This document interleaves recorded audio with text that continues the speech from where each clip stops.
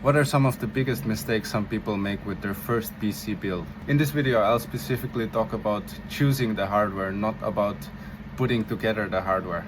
If you want, I can make a separate video about that as well. First of all, paying too much for the CPU.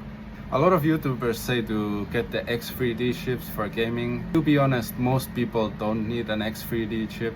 X3D chip does help with gaming performance. However, unless you are like an esports professional or someone who has a 5090, you probably don't need a X3D. Just getting like a high quality AMD processor is usually fine enough for gaming, especially if you will be gaming at higher than 1080p. Second mistake, getting a PSU from a random company or one that isn't a high tier on the PSU tier list. For a lot of people, they just go to some website, search PSU and then how much wattage they want, and they don't really check anything else. That is really bad. You should always check the quality of the PSU before buying it. First of all, look at the energy efficiency. That is also important.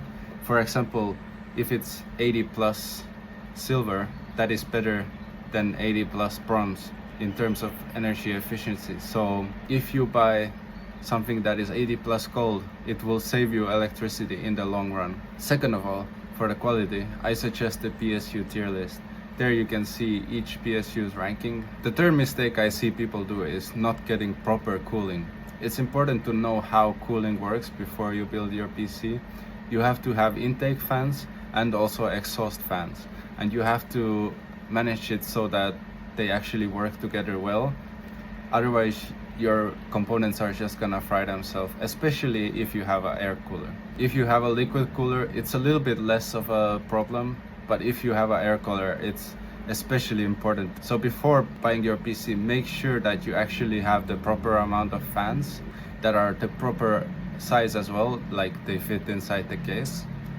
The last mistake that PC builders make on their first build is prioritizing VRAM too much. As you know, VRAM has become more and more important these days, but still, VRAM should never come before pure price to performance. If you can get a really good price to performance 8GB card instead of a 16GB card, that is worth it.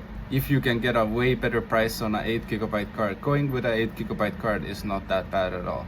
And who knows, maybe in the future games will become more VRAM optimized. That's it, thank you. See you in the next video, bye.